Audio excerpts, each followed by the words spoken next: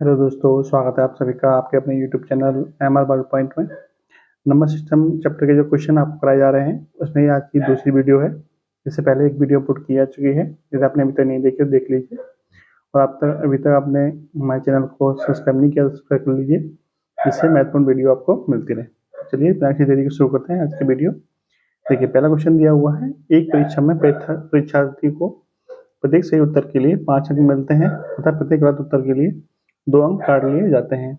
अगर उसने 120 प्रश्नों का उत्तर देकर 285 अंक प्राप्त किए हों तो उसने कितने प्रश्नों का सही उत्तर दिया है। तो देखिए, यहाँ पे एक चीज समझ लीजिए कि यदि कोई क्वेश्चन सही होता है, यानी सही क्वेश्चन होता है, तो आपको 5 अंक मिलते हैं। और गलत क्वेश्चन के लिए कितने अंक काट लिए जाते हैं? 2 नंबर काट लिए जाते हैं। यानी जब भी कोई क्वेश्चन गलत होता है तो 2 नंबर काट लिए जाते हैं। यानी उसको 5 मिलने चाहिए थे, लेकिन उसके 2 नंबर कट गए। तो कुल मिला के एक क्वेश्चन गलत होने से उसे कितने नंबर का लॉस होता है? तो 2 + 5 यानी कि 7 नंबर का लॉस होता है। कब? जब एक क्वेश्चन उसका गलत हो जाता है। यानी यदि उसका क्वेश्चन सही होता तो उसे 5 नंबर मिल जाते, लेकिन गलत हो गया तो जो 5 नंबर मिलने वाले थे वो भी चले गए और 2 नंबर और जेब से चले गए। तो मिला के कितने नंबर का लॉस होता है? 7 नंबर का लॉस होता है एक क्वेश्चन गलत होने पर। ठीक है, अपना क्वेश्चन देखते हैं। क्वेश्चन में बोला है कि 120 क्वेश्चन है टोटल। कितने क्वेश्चन है? 120 क्वेश्चन है। और प्रत्येक क्वेश्चन कितने नंबर का है? 5 नंबर का। यदि उसके 120 क्वेश्चन सही हो जाते तो कितने नंबर मिल जाते उसे? 12 पंजे 60, 600 नंबर मिलते। लेकिन उसे नंबर मिले कितने हैं? 285 नंबर मिले। इसका मतलब 285 में से माइनस कर दें, कितना हो जाएगा? 5, 1 और ये 315। ठीक है, इसका मतलब यदि उसके सारे क्वेश्चन सही होते तो उसे 600 नंबर आने चाहिए थे, लेकिन आए कितने? 285। इसका मतलब 315 नंबर क्या हो गए उसके? कट गए। तो एक क्वेश्चन गलत होने पर कितने नंबर कटते हैं? 7 नंबर कटते हैं। तो 315 नंबर कितने क्वेश्चन पर कटे होंगे? तो 315 बटे में 7, 7 चौक 28, 3 बजे 7 पंजे 35। यानी उसके 45 क्वेश्चन क्या हुए? गलत हो गए। 45 क्वेश्चन गलत हो गए। टोटल क्वेश्चन कितने थे? 120 थे। कितने थे? 120 थे। तो आपसे पूछते हैं कितने क्वेश्चन उसने सही किए। तो 120 माइनस के 45 कितना हो जाएगा? ये 75। राइट आंसर कितना हो जाएगा? 75। ऑप्शन नंबर सी क्या हो जाएगा आपका राइट आंसर। नेक्स्ट क्वेश्चन देखते हैं। की संख्या तथा उसके 3/5 भाग की अंतर कितनी है? 50 है। तो संख्या कौन सी होगी? इस संख्या तथा उसके 3/5 भाग की अंतर कितनी है? 50 है। तो संख्या बतानी कितनी होगी। मान लीजिए संख्या कितनी है? x है। उसका 3/5 भाग कितना हो जाएगा? x गुणा 3/5। तो दोनों का अंतर कितना दे रखा है? 50। इसको सॉल्व कर लेंगे। तो देखिए, 5x माइनस के 3x कितना हो जाएगा? 2x। 2x बटे में 5 बराबर 50। 2 से कटेगा आपका ये 25 बार। तो x बराबर हो जाएगा, ऐसे x बटे 5 बराबर मिल जाएगा 25। तो x बराबर हो जाएगा 25 गुणा 5 यानी कि 125। यानी संख्या आपकी कितनी मिल जाएगी? 125, जो कि आपका राइट आंसर होगा। अगला क्वेश्चन देखते हैं। वह संख्या याद करें जिससे 124 से गुणा करने पर इसमें 2583 की वृद्धि हो जाती है। तो मान लेते हैं संख्या हमारी कितनी है? x है, जिसमें हम 124 से गुणा करते हैं तो हमें जो संख्या मिलती है वो कितनी मिलती है? x प्लस 2583, क्योंकि संख्या में कितनी वृद्धि हो रही है? 2583 की वृद्धि हो रही है। अब यहाँ से सॉल्व कर लेंगे। ये कितना हो जाएगा? 124x प्लस का x इधर है, इधर आएगा माइनस का हो जाएगा x बराबर 2583। यहाँ कितना बचेगा? 123x बचेगा बराबर 2583। तो x बराबर कितना मिल जाएगा? यहाँ से x बराबर मिल जाएगा 2583 बटे में 123। कितने का कटेगा आपका? 12 दूनी 24। और देखिए कितना कट सकता है? 123 कटेगा आपका, 3 से कटेगा 41 बार, और 3 से कटेगा ये 3 8 24, 3 18 एक। ठीक है, उसके बाद ये कितने का कट सकता है आपका? ये कटेगा देखिए 4 दूनी 8 और 4 एकम 8, यानी 41 से कटेगा आपका 21 बार। ठीक है, इसका मतलब राइट आंसर आपका कितना जाएगा? 21, ऑप्शन नंबर डी। अगला क्वेश्चन देखते हैं। किसी संख्या के 5/6 का मान 645 है तो उसी संख्या का 9/20 याद कीजिए। देखिए, सेम टाइप का क्वेश्चन मैंने आपको पिछली वीडियो में कराया था, उसके लिए आपको शॉर्ट ट्रिक भी बताई थी। जो शॉर्ट ट्रिक का प्रयोग करते हुए आपको इस क्वेश्चन का आंसर आपको कमेंट बॉक्स में बताना है जिसका राइट आंसर क्या होगा। ठीक है, अगला क्वेश्चन देखते हैं। 2 अंकों का योगफल 12 है और उनकी व्युत्क्रम का योगफल कितना है? 4/9 है। इन अंकों में से बड़ा अंक याद कीजिए, बड़ा अंक कौन सा होगा? ठीक है। देखिए जो भी बड़ा अंक होगा वो इसका इसका आधा कितना हो जाएगा, 12 का आधा कितना हो जाएगा, 12 का आधा हो जाएगा 6, ठीक है। 12 का आधा कितना हो जाएगा, 12 का आधा हो जाएगा 6। यानी जो भी बड़ा अंक होगा वो 6 से तो बड़ा होना चाहिए ना। यदि 6 से छोटा होगा तो फिर तो दूसरा जो बचेगा 12 में माइनस कर देंगे तो वो बड़ा हो जाएगा। तो जो भी इसका बड़ा अंक होना चाहिए वो कितना होना चाहिए, 6 से अधिक होना चाहिए। देखिए 4 ऑप्शन में सिर्फ एक ही ऑप्शन ऐसा है जो 6 से अधिक है, तो ये आपका क्या हो जाएगा, राइट आंसर। आगे इसका जो दूसरा तरीका है उस तरीके से करोगे आप तो इसका फिर आंसर काफी टाइम में निकलेगा। तो ये तरीका आपका शॉर्ट पड़ जाएगा कि जो भी इसका बड़ा अंक होगा वो क्या होगा, इससे इसके आधे से अधिक ही होगा, ठीक है। जैसे हम इसको 5 को हम क्या मान लें, बड़ा अंक मान लेते हैं। देखिए जैसे हम 5 को बड़ा अंक मान लेते हैं तो जो दूसरा अंक कितना बचेगा, 12 माइनस के 5 यानी 7। तो ये तो बड़ा हो गया ना, फिर तो हमने ये बड़ा कैसे बचेगा, ये हमारा गलत आंसर हो जाएगा कि जो भी हमारा बड़ा अंक होगा वो इसके आधे से तो अधिक ही होगा, जो कि कितना है, 9 हो जाएगा आपका राइट आंसर। अगला क्वेश्चन देखते हैं। निम्नलिखित में से कौन सा न्यूनतम दो पूर्णांकों का योग है जिसका गुणनफल कितना है, 64। तो हमने मान लिया दोनों पूर्णांक कितने हमारे x और x है, दोनों का जोड़ पूछा है। तो दोनों का जोड़ कितना हो जाएगा, x प्लस एक्स यानी कि 2x, और देख क्या रखा है आपको, दोनों का गुणनफल यानी x इंटू एक्स बराबर कितना दे रखा है, 64। x इंटू एक्स कितना हो जाएगा, एक्स स्क्वायर बराबर 64। तो यहाँ से x बराबर कितना मिल जाएगा, 64 का वर्गमूल यानी कि 8। x की वैल्यू आपको मिल गई 8। आपसे पूछा क्या था, 2x की वैल्यू यानी दोनों का जोड़। तो 2x बराबर कितना हो जाएगा, 2 गुणा 8 यानी कि 16। राइट आंसर कितना हो जाएगा, ऑप्शन नंबर डी 16। अगला क्वेश्चन देखिए। निम्नलिखित में से कौन एक अपरिमेय संख्या है, ठीक है। इन ऑप्शन में से आपको बताना है कि निम्न में से कौन सी एक अपरिमेय संख्या है। तो पहले आपको बता देता हूँ अपरिमेय संख्या होती क्या है। तो देखिए ऐसी संख्या जिन्हें हम p अपॉन q के रूप में नहीं लिख सकते, ठीक है, वो संख्या क्या कहलाती है, अपरिमेय संख्या कहलाती है।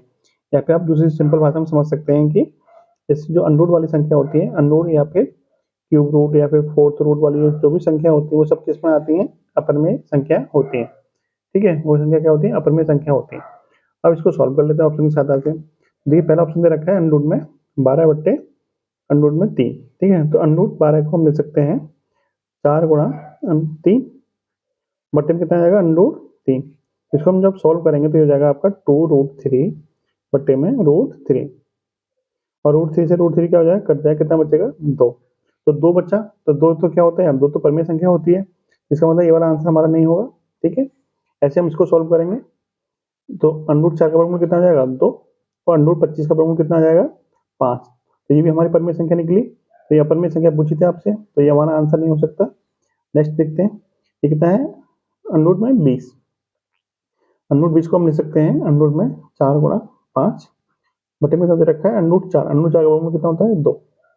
इसको सॉल्व करेंगे तो कितना आ जाएगा, ये हो जाएगा 4 का वर्गमूल 2, और ऊपर बचेगा आपका √5 बटे में 2। 2 से 2 कट गया, कितना बचा, √5। तो अनरूट वाली संख्या क्या होती है, आपकी अपरिमेय संख्या होती है। तो ये आपका क्या हो जाएगा, right answer. Option number C क्या हो जाएगा आपका राइट आंसर। अगला क्वेश्चन देखिए। 1 से 1000 तक की संख्याओं में कितनी संख्या हैं जो पूर्ण वर्ग तथा पूर्ण घन दोनों हैं।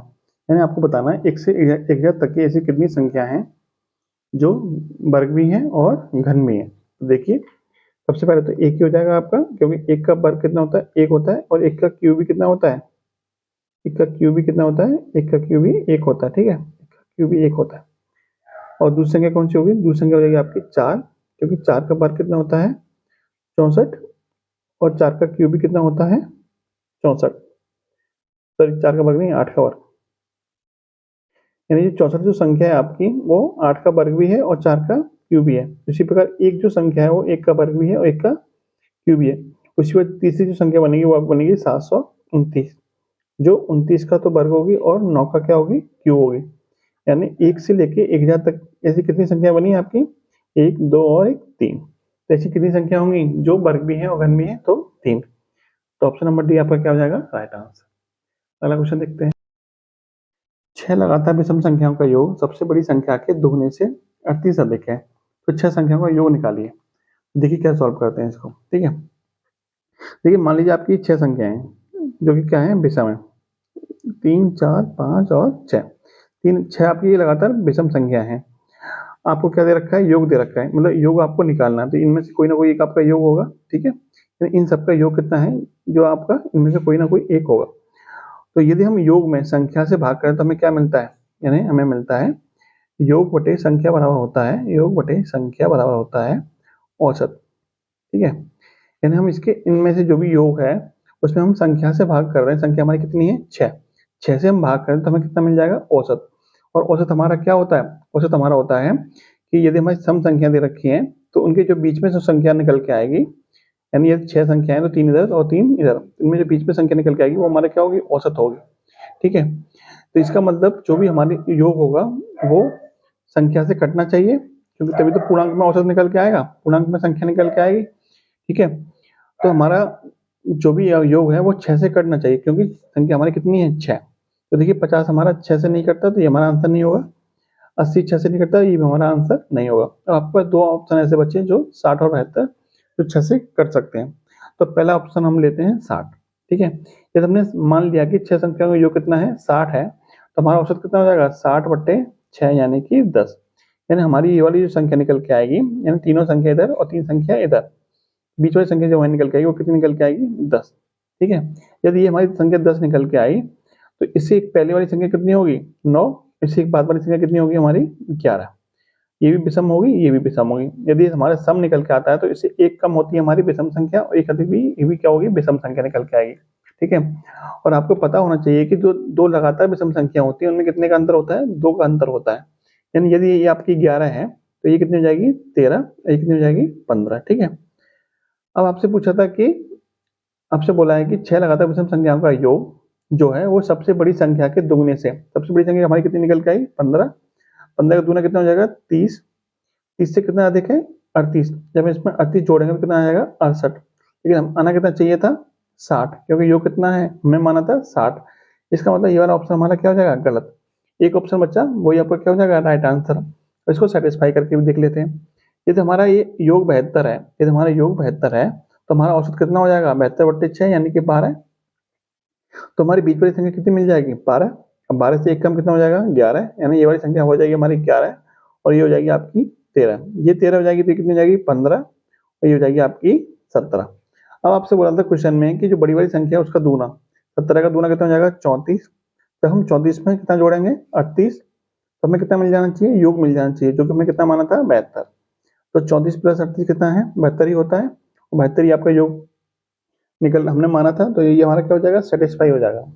ये हमारा क्या हो जाएगा फिर, राइट आंसर। ठीक है, ये आपका शॉर्ट तरीका पड़ेगा निकालने का, वरना आप एक्स मान के करोगे तो आप बहुत टाइम लगेगा। नेक्स्ट क्वेश्चन देखिए। देखिए अंतिम क्वेश्चन है। वीडियो आपको कैसी लग रही है कमेंट बॉक्स में जरूर बताइएगा। अच्छी लगी हो तो लाइक भी कीजिएगा और चैनल को अभी तक सब्सक्राइब नहीं किया तो सब्सक्राइब कर लीजिए। ठीक है, क्वेश्चन देखते हैं। एक 3 अंकों वाली संख्या को उल्टा करने पर प्राप्त संख्या जो मूल संख्या से 396 अधिक होती है। ठीक है, 10वें स्थान का अंक 2 है, 100वें स्थान का अंक कितना है, 100वें स्थान का अंक इकाई स्थान के अंक का आधा है। यह 3 अंकों वाली संख्या कौन सी है, ये आपको बतानी है 3 अंकों वाली संख्या कौन सी है। ठीक है, आपको कुछ कंडीशन दे रखी है कि 10वें स्थान का अंक है। 10वां स्थान तो आप जानते होंगे, जैसे मान लीजिए ये 3 अंक है, यहाँ बता देता हूँ मैं आपको। जैसे मान लीजिए आपकी ये 3 अंक है, ठीक है, इसमें ये वाला इकाई होता है, ये दहाई वाला और ये फिर सैकड़ा वाला, यानी ये 100वां होता है, ये 10वां और ये इकाई वाला। आपसे बोला है कि जो 10वें स्थान वाला अंक है वो कितना है, 2 है। तो देखिए सब में 10वें स्थान वाला अंक कितना दे रखा है, 2 दे रखा है। इससे तो आप एलिमिनेट कर नहीं पाओगे। दूसरी कंडीशन देखते हैं, जो 100वें स्थान वाला अंक है, यानी जो सबसे पहले वाला इधर वाला जो अंक है वो क्या है, इकाई स्थान के अंक का आधा है। ठीक है, यानी जो इकाई स्थान पर जो अंक है उसका क्या है, आधा है। तो देखिए ये तो 1 है, यहाँ 5 है, तो ये तो आधा नहीं है, तो यहाँ पर क्या आ जाएगा, ये तो होगा नहीं आंसर। यहाँ 6 या 3 है, ये आधा है, ये हो सकता है। यहाँ 3 है, 7 है, ये भी नहीं हो सकता। और यहाँ 8 है, 4 है, तो ये आपका आंसर हो सकता है। अब आपको जो पहली कंडीशन दे रखी थी कि यदि अंकों को उल्टा कर दिया जाए तो जो मूल संख्या से 396 संख्या अधिक मिलेगी। ठीक है, यदि इसको हम क्या करते हैं, उल्टा कर दें, इसका उल्टा कितना हो जाएगा, 6, 2 और 3, और 326 का अंतर निकालेंगे तो आपका ये 200 कितना मिलेगा, ये मिलेगा 7, ये 297। जबकि आना कितना चाहिए था, 396 आना चाहिए था। ठीक है, तो ये आपका आंसर नहीं हो सकता। एक ही ऑप्शन बचा जो कि आपका क्या होगा, राइट आंसर। चेक भी कर लेते हैं। 428 को हम उल्टा करेंगे कितना हो जाएगा, 824। जब इसमें से हम 428 घटाएंगे तो कितना बचेगा, ये आपको बचेगा 396, जो कि आपका क्वेश्चन में दे रखा था। यानी हमारा राइट आंसर हो जाएगा। ठीक है, वीडियो आपको कैसी लगी कमेंट बॉक्स में जरूर बताइएगा। जय हिंद, जय भारत।